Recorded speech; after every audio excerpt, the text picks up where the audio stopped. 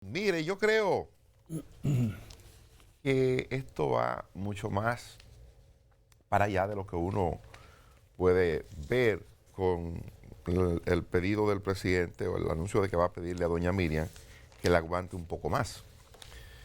Porque quiere decir lo que yo había ya predicho hace unos días.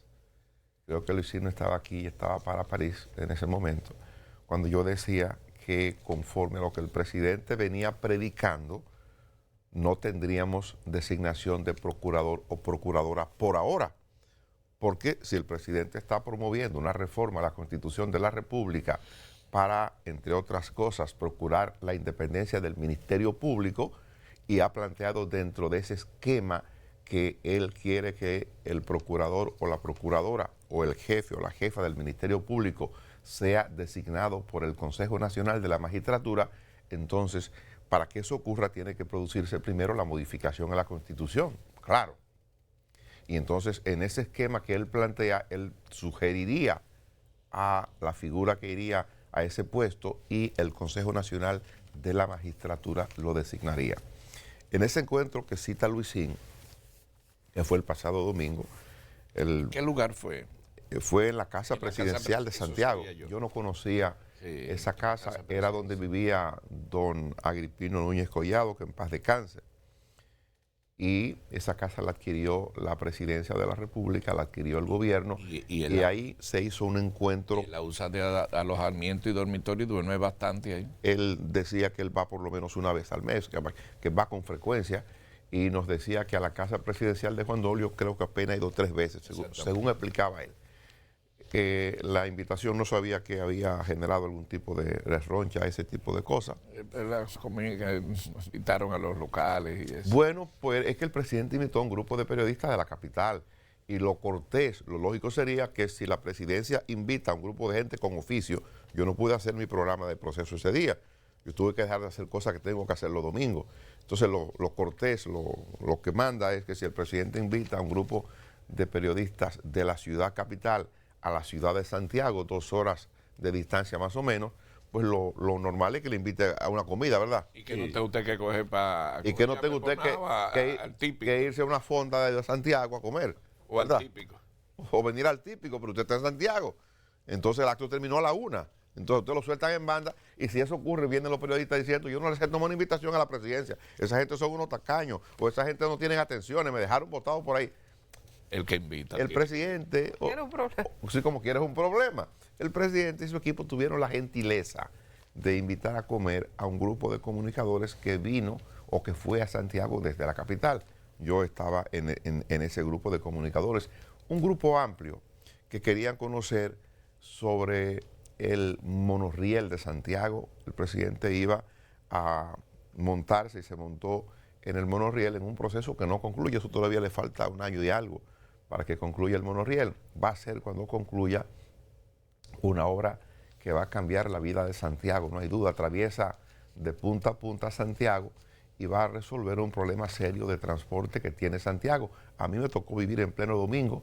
La presidencia ofreció un transporte para periodistas desde la capital. Yo me fui en mi vehículo y pude entonces sufrir un poco el entaponamiento de Santiago un domingo a las 10 de la mañana. Sí. Ya lo viví. Por eso entiendo que es una obra que va a cambiar la vida de Santiago y que se necesitaba en Santiago. Así como nosotros necesitamos también apurar la solución del transporte de la capital, que hay un tapón permanente sábado, domingo o cualquier día de la semana. Aún incluso en estos días que los chicos están en la casa, que no están en la escuela o en los colegios, hay entaponamiento a cualquier hora. Imagínese usted a partir de ahora, de fin de mes, cuando inicie el año escolar, lo que va a pasar, ¿verdad? Sí, sí. Pero yendo al tema, hay que decir que este asunto del Ministerio Público genera duda, sobre todo por lo que yo planteo, por lo que yo digo que el presidente plantea, y eso quiere decir que en principio nos íbamos a quedar sin procurador o sin procuradora, porque doña Miriam ha hecho más de un acto de despedida. Hizo un acto al que yo asistí con la prensa, que yo pensé que iba a ser un acto un poco para ella mejorar sus relaciones con la prensa, que era un acto donde ella iba a dar algunas explicaciones de algunos malentendidos que se han dado en la relación de ella como funcionaria público y la prensa. No fue así, parecía ese un acto de despedida más bien, y ella comenzó a hacer su historia de lo que había sido su paso por posiciones públicas, primero como ayudante fiscal, como juez después, y ahora lo que le tocó el rol, o le ha tocado el rol de ser la jefa del Ministerio Público. Así comenzó, pero terminó siendo un acto de despedida. Allí se le preguntó qué iba a hacer, dijo que no sabía qué iba a hacer en el momento. Alguien le preguntó sobre si podía aceptar una embajada. Ahí fue que se comenzó a especular con el tema de que ella pudiera ir a Argentina como embajadora. Ella había estado, hacía poco tiempo de ese encuentro con la prensa, había estado en Argentina, y entonces recordaba que ella tenía o tiene un hijo con condiciones especiales y que a donde ella vaya tendría que investigar primero si hay las condiciones para que ella pueda estar con su familia.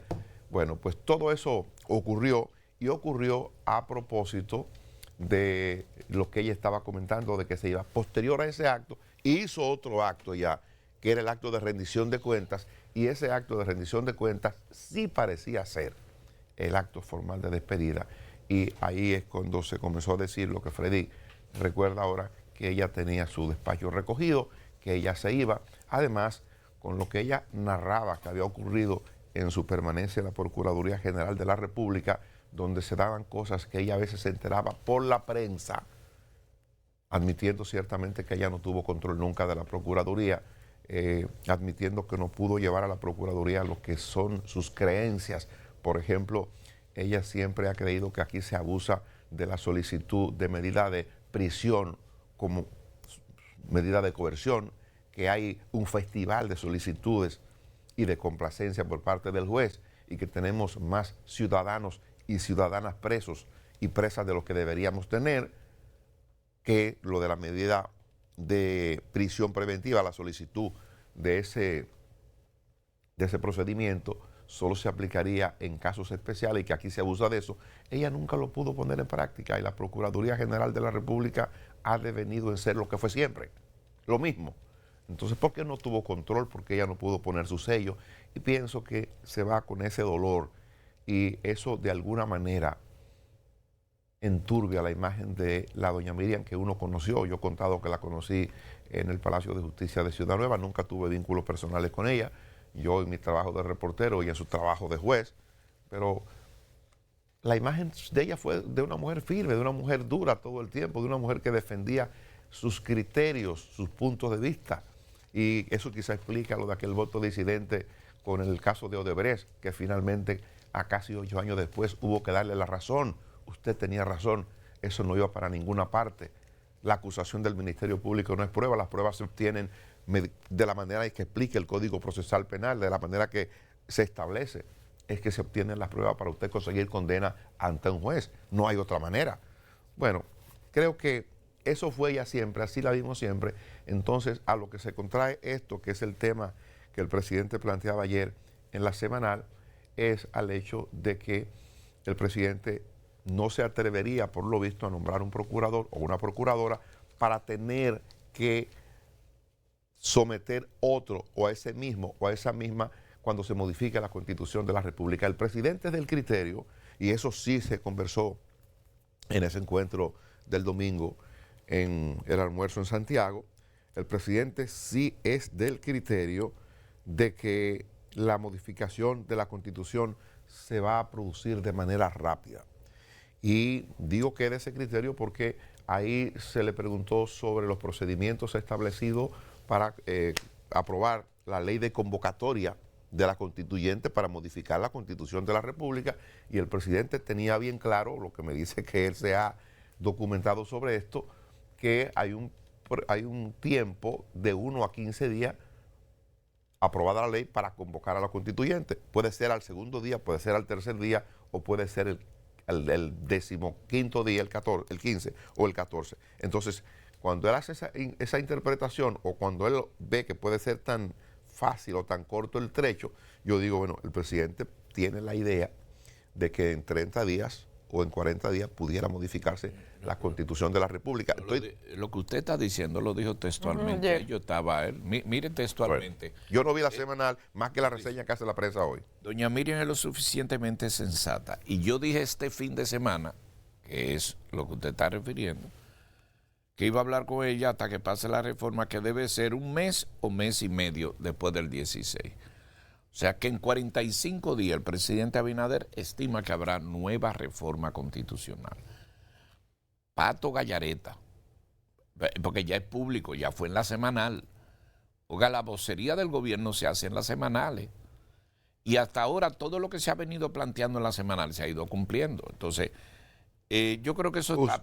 Usted que estuvo en la semanal, le quiero hacer una pregunta. Para ayer, ¿por qué todo esto viene ahora? Porque hay una campaña muy intensa que ayer llegó a su momento pico, en mi opinión, sobre la preocupación que tiene el Consejo del Ministerio Público o el Ministerio Público de que su independencia pudiera estar en peligro a partir del propósito del Poder Ejecutivo y del Presidente de la República. Se estaba convocando un piquete a las 4:30 de la tarde ayer en el Palacio. ¿Se dio? Pero no fue en Palacio. ¿Dónde se dio? Frente allá en la... Frente al Palacio de Justicia de Ciudad Nueva. Frente al Palacio de Justicia. Fue en el Palacio de Justicia. Oye, yo llegué y uno pasa por ahí para entrar allá atrás, ¿verdad? Se había anunciado originalmente en Palacio. No, y yo decía, querían aguar la rueda de prensa del presidente con esto, ¿verdad? Y hablé con los periodistas locales, pero después se verificó y una de las jóvenes, el equipo de periodistas asignados hace muy buenas preguntas, hizo esa pregunta y él lo respondió, que en ningún momento se va a eliminar el Consejo Superior del Ministerio Público. Pues miren, óigame lo que dice el artículo 174, que es el motivo de estas preocupaciones. Antes de eso, antes de leer lo que dice el artículo 174, que parecería que es el elemento conflictivo, los fiscales del país están muy alborotados con esto, tienen mucha preocupación. Dice que en ningún momento en el proyecto del Poder Ejecutivo se habla de la independencia del Ministerio Público y de que lo que se procura con la modificación a la Constitución de la República es todo lo contrario, es poner en manos de una persona o en manos del presidente de la República el control más absoluto sobre las acciones del Ministerio Público. Es lo que están diciendo ellos, los que están haciendo campaña contra el proyecto que promueve el presidente de la República. Ayer se difundió con mucha profusión, a mí me llegó por diferentes vías, por la plataforma de WhatsApp, un comunicado que no voy a leer entero porque es bastante largo, pero sí voy a referir algo de lo que esto dice. El encabezado dice: hermanos, colegas, amigos y compañeros, este es el momento clave de la lucha. Los huevos no se ponen en una sola canasta, estamos en la mejor coyuntura para la lucha y el viento sopla a nuestro favor, por tanto, no se puede desmayar. En consecuencia, propongo que la lucha se haga efectiva con un pliego de demandas irrenunciables, que los reclamos sean un paquete y no solo luchar por el artículo 174 de la Constitución. En consecuencia, propongo que una serie de cosas, hay una retajila, pero el centro era lo del artículo 174, y eso yo lo recibí de parte de muchas personas, entre ellas personas muy sensatas, que no entiendo yo, que hacen promoviendo una serie de pendejadas que hay ahí. Yo digo, pero por Dios, ¿y qué es lo que está pasando? Pero lo andan promoviendo, porque cuando usted le manda un mensaje de WhatsApp y usted lo pasa para adelante, yo asumo que usted está de acuerdo, usted está apoyando eso, sí. Usted anda concitando apoyo. Entonces, el artículo 174 de la Constitución de la República, yo lo voy a leer con el único propósito de que la gente se haga una idea de qué es lo que están planteando los fiscales del país. Y en eso están a una buena parte, si no la mayoría, buena parte de los fiscales. Artículo 174. Integración. El órgano de gobierno interno del Ministerio Público es el Consejo Superior del Ministerio Público, el cual estará integrado de la manera siguiente. 1. El Procurador General de la República, quien lo presidirá. 2. Un Procurador adjunto del Procurador General de la República elegido por sus pares. 3. Un Procurador General de Corte de Apelación elegido por sus pares. 4. Un Procurador Fiscal o su equivalente elegido por sus pares. 5. Un fiscalizador elegido por sus pares. párrafo, la ley definirá el funcionamiento y organización de este consejo. Lo que entienden los fiscales del país es que si esto se saca de la Constitución de la República y deja que solo sea una ley lo que lo norme, una ley modificarla en el Congreso es cuestión de segundos, de horas, para que se pueda modificar la ley y que el control real del Ministerio Público pase entonces a la Presidencia de la República.